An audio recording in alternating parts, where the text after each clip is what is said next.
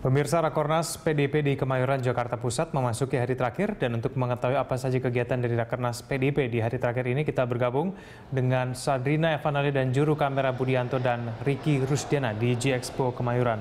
Sadrina, apa saja yang dihasilkan dalam Rakernas PDIP pada hari ini? Iya, rapat kerja nasional pertama PDIP ini memasuki hari terakhir. Saat ini pleno 2 sudah diberlakukan secara tertutup. Nanti hasil-hasilnya ini akan juga diungkapkan dalam penutupan dari rapat kerja nasional pertama PDIP tahun 2016 ini.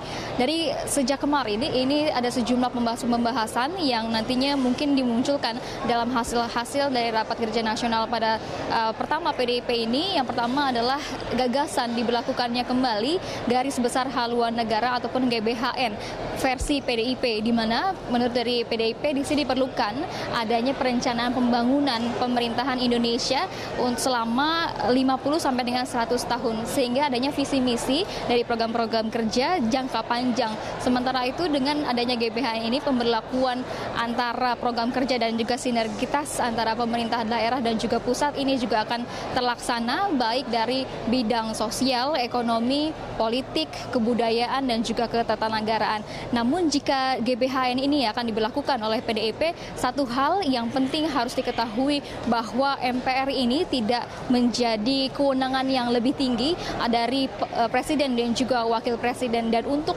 memunculkan kembali GBHN ini tentunya harus salah satunya adalah mengamandemen terbatas Undang-Undang Dasar 1945, ataupun ada cara lainnya, tidak mengamandemen Undang-Undang 1945 namun hanya merevisi sejumlah undang-undang yang terkait dengan sistem perencanaan pembangunan nasional, seperti salah satunya adalah Undang-Undang Nomor 25 Tahun 2014. Sementara dengan adanya kemunculan gagasan kembalinya GBHN di Komisi 2 ini nantinya juga akan menghasilkan adanya upaya peningkatan dari kesejahteraan buruh, nelayan dan juga para petani. Sementara di Komisi 4 mengenai pemerintahan daerah juga tadi dimunculkan dengan adanya konferensi pers dari Ketua Asosiasi DPRD ini meminta kepada Presiden Joko Widodo untuk merevisi Undang-Undang Nomor 23 terkait dengan posisi kedudukan dari DPRD.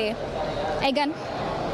Ya, Sadrina, apa reaksi dari pimpinan kepala daerah yang berasal dari PDIP berkaitan dengan wacana PDIP menggunakan GBHN sebagai panduan untuk melakukan pembangunan khususnya di daerah?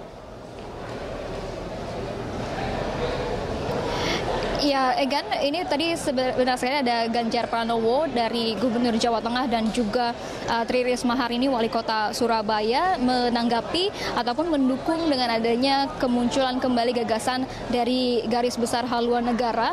Menurut dari kedua kepala daerah ini, dimunculkan dari GBHN ini memang menjadi sisi positif ketika visi misi dari pemerintahan daerah ini juga harus tidak berganti-ganti begitu, sehingga dari program kerja dari pemerintah daerah juga dapat berlangsung secara jangka panjang. Tadi Risma hari ini juga menyebutkan atau mencontohkan jika ingin mengatasi kemiskinan di Surabaya seharusnya ada visi misi yang konsisten dan tidak visi misi yang berganti.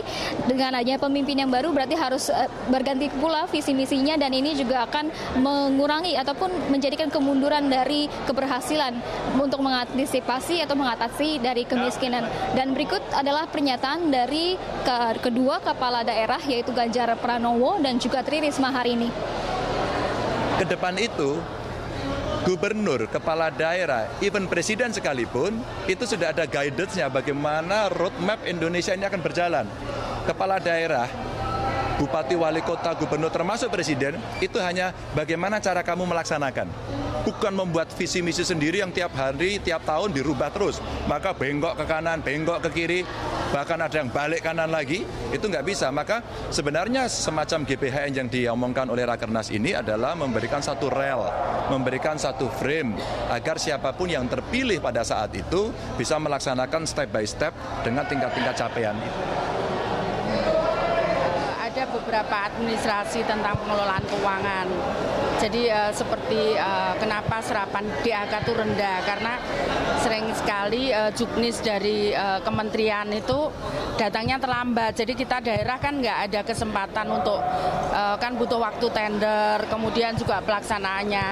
Nah, kemudian itu yang pertama. Yang kedua, aturannya tuh sangat rumit sekali, sehingga kan DAK itu ada untuk pendidikan, kayak sekolah gitu kan, kepala sekolah ya memang nggak belajar tentang administrasi keuangan. Jadi sering sekali kemudian ada masalah karena terlalu rumit juknisnya gitu. Nah, kemarin diusulkan supaya bagaimana bukan longgar tapi juknisnya itu lebih sederhana begitu, sehingga kalau itu DAK itu diserahkan ke sekolah, itu kepala sekolah tidak terlalu berat beban administrasinya kayak gitu.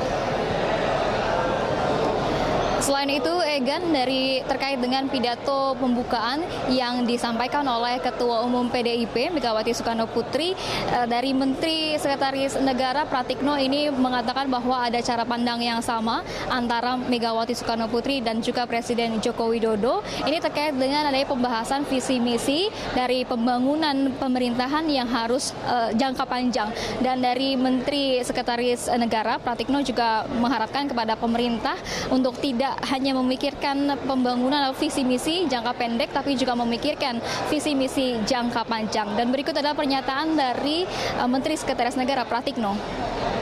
Saya merasakan kan kemarin suasana kehadiran Presiden di Rakernas kan sangat bagus. Satu, Ibu Megawati ya menyampaikan beberapa hal yang sangat fundamental ya, agar kita tidak terjebak pada perencanaan jangka pendek. Kita harus punya mimpi besar, itu kan persis seperti yang diinginkan oleh Pak Presiden juga.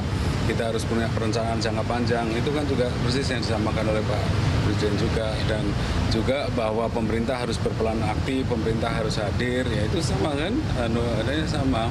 Jadi dan kemudian kan di sesinya Pak Presiden juga menyampaikan bahwa semangat yang disampaikan oleh Ibu Megawati